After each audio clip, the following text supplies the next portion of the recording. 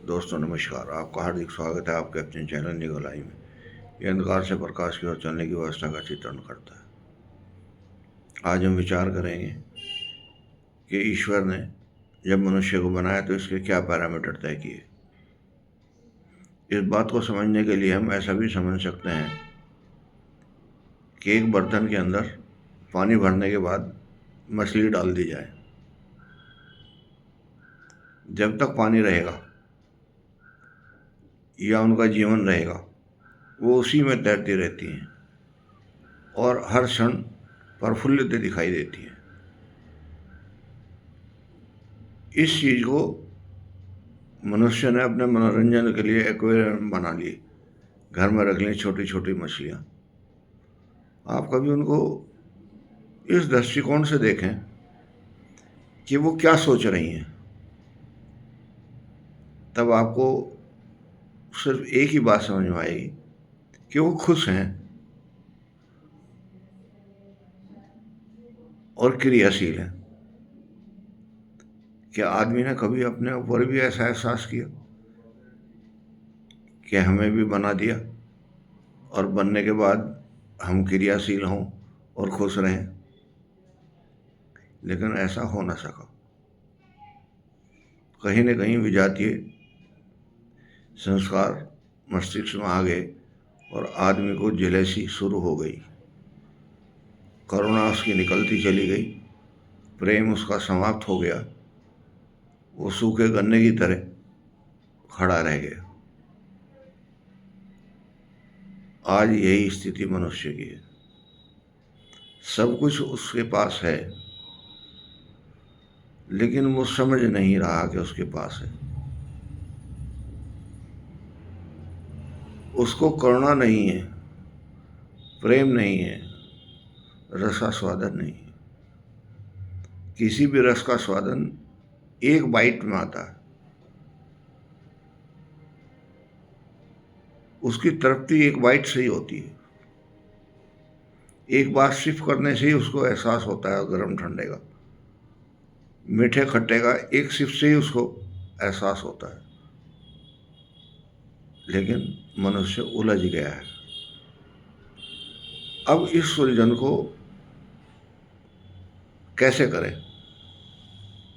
उलझी को सुलझाने के लिए उससे उच्च कोटि की विद्वान की आवश्यकता है। अब हमारा शरीर तो ईश्वर ने बना दिया, गर्भ में हम जा नहीं सकते, तो उच्च कोटि का विद्वान कहाँ से आएगा हमें ठीक करने के लिए? तब हमारे ऋषि मुनियों ने एहसास किया कि इस व्यवस्था को भी कुछ सुधारना चाहिए, और इस व्यवस्था के लिए उन्होंने मनुष्य को कुछ उपाय बताए। जैसे थोड़ा सा जाप करें,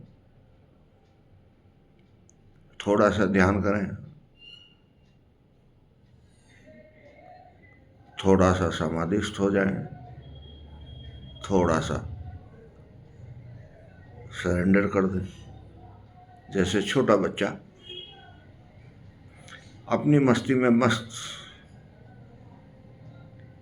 कभी पैरों से साइकिल चलाता है, कभी हंसता है, कभी रोता है, और अपने नियर बाई आदमी को जैसे कि अपनी माँ को पहचानता है।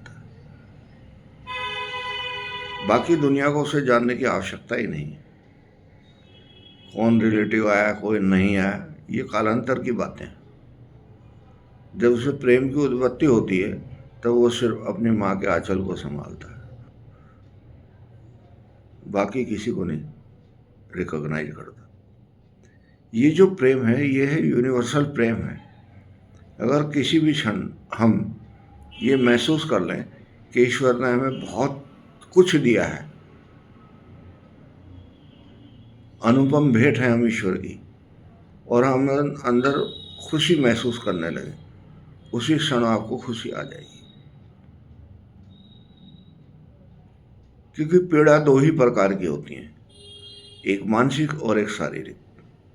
शारीरिक पीड़ा भी मन के द्वारा ही महसूस की जाती है, और मन उस पीड़ा को बदल भी सकता है। उसके अंदर ऐसा मनोभाव पैदा हो जाता है कि वो पीड़ा से रहित हो जाता है। और ये पीड़ा से रहित होना, आनंद में जाना ही जीवन का लक्ष्य है।